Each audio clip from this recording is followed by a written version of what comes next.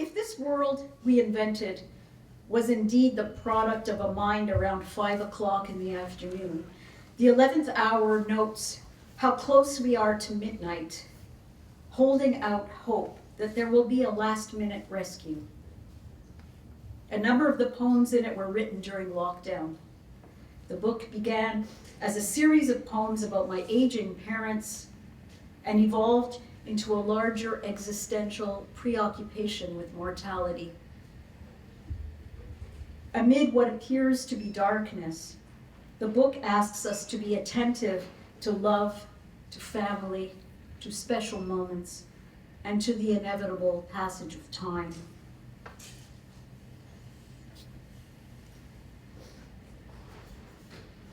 Autobiography. I sometimes imagine my distant relations running away from the Ottoman Turks, crossing the ocean on a lower deck with battered suitcases, leaving the familiar cedars and olive groves to sow a life in the burgeoning needle trade. I found their travel documents, sepia portraits of mustached men in Sunday suits, hair smoothed back, courage in their eyes. New as dawn, they docked in America, jostled and steered through a crowded facility to pass inspection. The rest is patchy. Young, on their mettle, they board a train for Montreal, work their immigrant fingers raw, peddling dish rags, haggling for a cent, so that years hence I might find myself lolling in the hammock of a warm afternoon, rent paid up, industrious pen weaving history from scraps.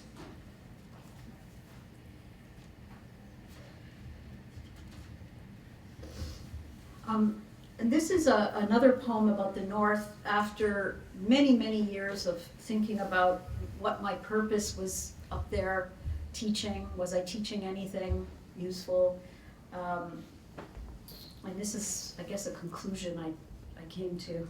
Status update. You know this fundamentally without a book or calculator or school professor. A meaningful day is surviving. Hauling your kill back to shore, siphoning the fat, tossing the rich organs into a pail, thanks issued in the wide berth of sun across your face. A higher power might factor into the equation, but most of it is you waking up on the vast curvature of the Earth's surface, gauging the wind, wrestling the dense algorithms of snow. And finally, I like my sparrows. The sparrows come to visit me in my condo, and I've taken a liking to them. And I think there's one special one who comes and sits and looks me over, makes sure I'm doing the right thing. And I think it's my uncle, Arthur. I think it is our Uncle Arthur. He once saved me. I was on my way to work. I don't know if I told you this, Jamie. I was on my way to work one day, and it was black ice, and I had, I slipped, and my car went kind of into the other lane where the cars usually come passing. And I think Arthur saved me because there weren't any cars coming, and I made it to work that day. So this is Arthur, Uncle Arthur. May you rest in peace. Whenever I sit to write, the same old sparrow lands on the outer ledge of my window, beyond the desk where my keyboard lies, waiting for inspiration. It is Arthur, always Arthur, with his distinct markings, the matchstick hues of the drained soil in late November. He's like a nervous man in a tweed coat scurrying across the street with a newspaper under his arm. And he may not be a sparrow at all, but he's definitely Arthur. I would never mistake him for another.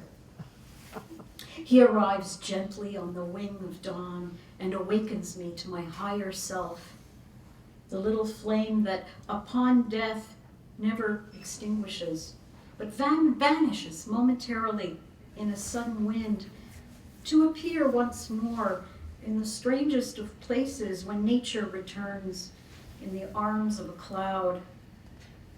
I believe that long after my ashes have cooled, that dear bird will find me again, wherever I am in the web of silence. The way he finds me now, with my sleeves rolled up and some tea in a pot, steeping.